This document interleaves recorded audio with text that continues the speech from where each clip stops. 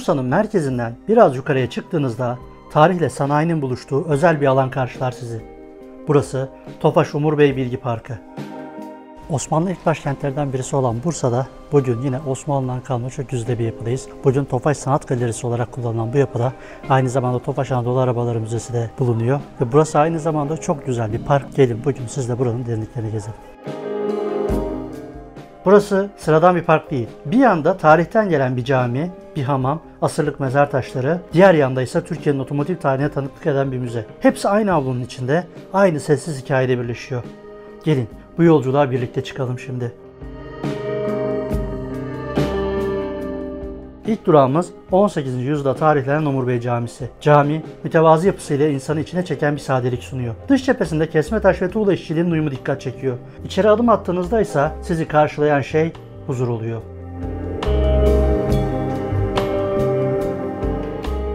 Ancak bu camiyi özel kılan tek şey mimarisi değil. Avlusunda yer alan hazire yani küçük mezarlık tarihin derin izlerini taşıyor.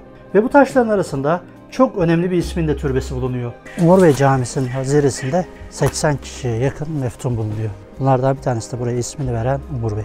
Umur Bey, Yıldırım Beyazıt döneminde yaşamış bir Osmanlı komutanı. 1402 yılında Osmanlı'nın kaderini değiştiren Ankara Savaşı'nda Yıldırım Beyazıt'ın safında savaşmış ve onunla birlikte Timur'a esir düşmüştü. Tarihin kırılma anlarından birinin tanığıydı o. Savaştan sonra esaret hayatı bittiğinde Bursa'ya döndü Umur Bey. Bugün adını taşıyan bu semtte vefat etti. Ve işte burada, bu caminin haziresinde ebedi istirahate yattı.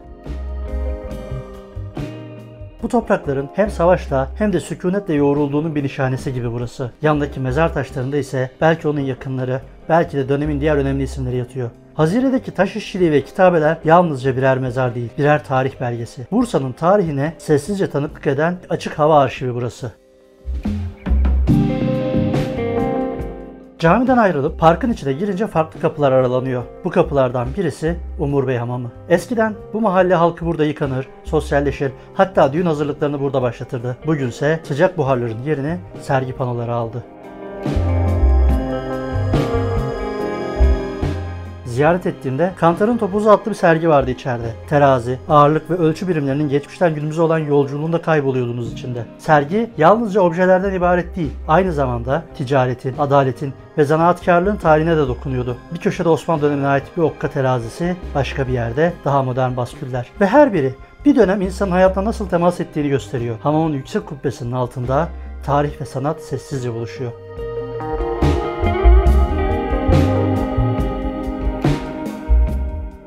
Şimdi sıra bu parkın en dikkat çeken kısmında. Buranın tam adı Tofaş Anadolu Arabaları Müzesi. 2002 yılında açılan bu müze, Türkiye'de otomotiv kültürünün halka sunulduğu ilk özel müzelerden biri. Ama burayı asıl özel yapan şey sadece otomobil sergilemesi değil. Müze, Anadolu'da yüzyıllar boyunca kullanılan ulaşım araçlarını tanıtıyor. Tekerlekli kanlardan at arabalarına, her biri bir dönemin kültürel kimliğini taşıyor. Ahşap oyma detaylar, el yapımı döşemeler. Bu arabalar sadece ulaşım aracı değil, aynı zamanda birer zanaatkar eseri. Hazır Tofaş Anadolu Arabaları Müzesi'ndeyken otomotiv alanında Bursa'da otomotivin bu kadar gelişmiş olmasıyla ilgili bir hikayeyi de ben anlatayım size. Cumhuriyet sonrası Türkiye'sinde sanayileşme İstanbul'un dışında bir merkez arıyordu. Hem lojistik olarak avantajlıydı Bursa, hem de iş gücü açısından potansiyel sunuyordu. İstanbul'un üretim yükünü paylaşacak, aynı zamanda Marmara Havzası'na yakınlığıyla maliyet avantajı da yaratacak bir şehirdi. İşte bu stratejiyle 1968 yılında kurulan Tofaş, Bursa'nın kaderini değiştirdi. İtalyan Fiat ile yapılan işbirliği Türkiye'de modern otomobil üretiminin önünü açtı. 1971'de ilk yerli otomobil olan Murat 124 banttan indiğinde artık Bursa sadece bir tekstil kenti değil, aynı zamanda bir otomotiv üssüydü. Bugün Oyak, Renault, Karsan ve Tofaş gibi devlerin yanı sıra milli gururumuz TOG'un da olduğu Bursa, Türkiye'nin otomotiv üretiminin kalbi sayılıyor. Ve bu müze işte o kalbin atmaya başladığı yeri anlatıyor bize.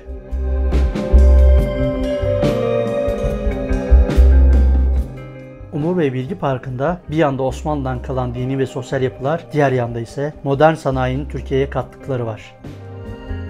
Bir zamanlar sıcak suyla arınan hamamlar bugün sanatın yeni formlarına ev sahipliği yapıyor. Caminin avlusunda dolaşırken eski bir mezar taşında 200 yıllık bir yazı. Hemen karşısında ise 50 yıllık bir araba prototipi. Zaman çizgisi dümdüz değil burada. Geçmiş, şimdi ve gelecek iç içe geçmiş durumda. Tofaş Umur Bey Bilgi Parkı sadece bir müze ya da park değil, bir belleğin canlı tutulduğu geçmişle gelecek arasında bir köprü.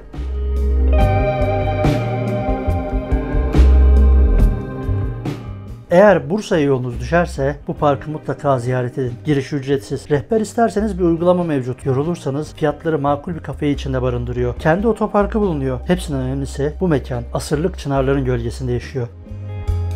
Benim için bu gezinin en güzel tarafı tüm bu katmanların tek bir alanda toplanmış olmasıydı. Hem tarih, hem sanat, hem de sanayi yan yana uyum içinde. Bir sonraki videoda görüşmek üzere.